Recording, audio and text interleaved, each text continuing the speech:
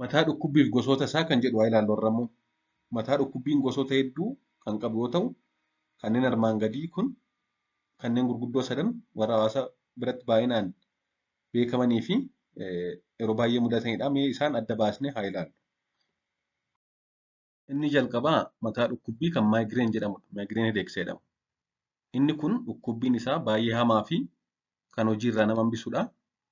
Mataa dhukkubbiin isaa yeroo hedduu mataa gam tokkoon hiree kan nama dhukkubudha. Dhukkubbii mataa keessaa yookaan keessa mataati kan nama dhahatudha. Mataan na dhahata yeroodhaan dhageessanii beektaa? Throbbing headache jedhama inni kun keessaa nama dhahata. Kan namatti cimaa deemudha. Jalqabaa deemaa cimaa deema jechuudha. Yoo takkaa dhukkubuu eegalee sa'aatii muraasa haga guyyaa sadiillee turuu danda'a. Sochii yookaan aktiivitii irraan kan nama eegaluu danda'udha. Maayigireeniin mataa dhukkubbii irratti dabalataan mallattoo biraa kanneen akka balaqqamsiisuu, nyaata jibbisiisuu fi ijaan ifa ilaaluu dadhabuu of biraa qaba. Yeroo tokko tokko mataa dhukkubbiin kun dhufuu isaan dura mallattoolee akka ija ofitti balaqqeessa'uu, sararawwan zigzaagii fakkaatan ija ofiitti mul'achuu fi haasa'uu dadhabuu fi kanneen biroo ni agarsiisu. Yeroo kana namoonni mataa dhukkubbii maayigireenii kana qaban akka mataa dhukkubbiin kun isaanitti ka'uuf jedhe ni beeku jechuudha.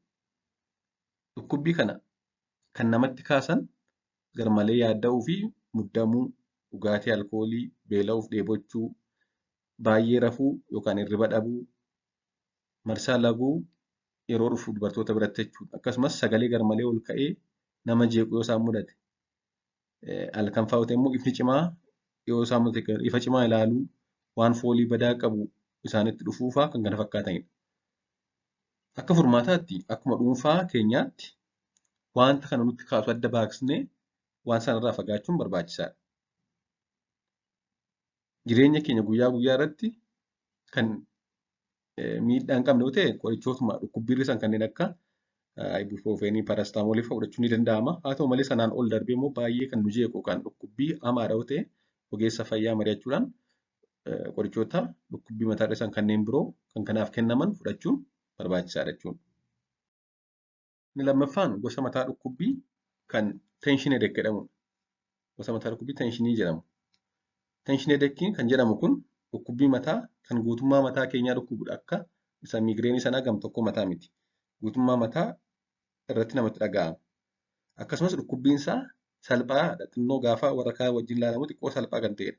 Yeroo baay'ee hojii keenya guyyaa guyyaa irratti miidhaa cimaa kan fiduu fi hojiirraa kan nu hambisu miti. Mataa dhukkubbiin kun mallattoo dabalataa hin qabu. Mataa dhukkubbii qofaadha akka miigireenii. Mataa dhukkubbii qofa fida malee ol guurraa maaloo hin fidu. Inni kun egaa qorichoota hawaasni yeroo baay'ee mataa dhukkubbii ofirraa hir'isuuf fudhatan kanneen akka parastaamoolii fa'aa yoo fudhatan kan nama dhiisudha. Ka'umsi isaa guutummaa guutuutti beekamuu baatus muddamuu, dheebochuu fi beela'uu fa'aa waliin wal qabata. Inni sadaffaan mataa dhukkubbii kilaasterii kan jedhamu, kilaasterii headache kan jedhamudha.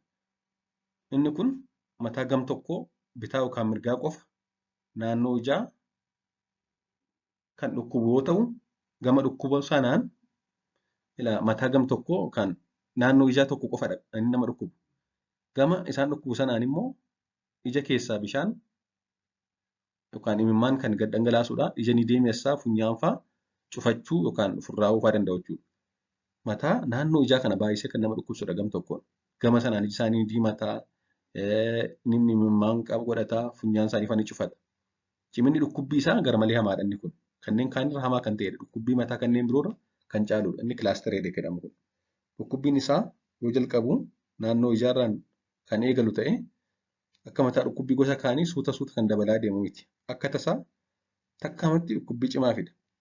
Akka tasaa takkaadhumatti akka dhukkubbii hamaa ta'e nama jalqaba jechuudha. Guyyaa keessa sa'aatii wal fakkaataa irratti namatti kan dhufuu fi yeroo tokko tokko hirriba keessaallee kan nama dammaqsudha. Ka'umsi dhukkuba kanaa guutummaa guutuutti beekamuu baatuyyuu qorannoon tokko tokko akka agarsiisutti wanti kun sanyiidhaan kan deemu, qomoodhaan kan deemu. Abbaan yoo qabaate, ilmatti maatiin yoo qabaatan dhalatti carraa dhufuu qaba jechuudha. Dhukkuba kana guutummaa guutuutti dhabamsiisanii fayyisuun haa cimuyyuu malee qorichoonni dhukkubbii hir'isanii fi akka wanti kun daddafee namatti hin deebine taasisan waan jiraniif ogeessa fayyaa mariisuun barbaachisaadha. Kanneen kana sadan malee jechuunis tenshiin, kilaaster, miigireen kanneen jedhaman ilaala dhukkubbii mataa kan jedhaman bir jiru. Isaan kun immoo warra sababa ta'een namatti dhufanidha. Amma warri nuti maqaa dhoofne kun warra dhibeen fayyaa qaama keessa hin jirredha. Fakkeenyaaf namni tokko yeroo dhiibbaa dhiigaa hamaa godhatu, giffiitii hamaa godhatu, hypertension, hedeekii namatti fiduu danda'a. Inni kun yeroo baay'ee karaa booda mataa'edha kan namatti dhaga'amu.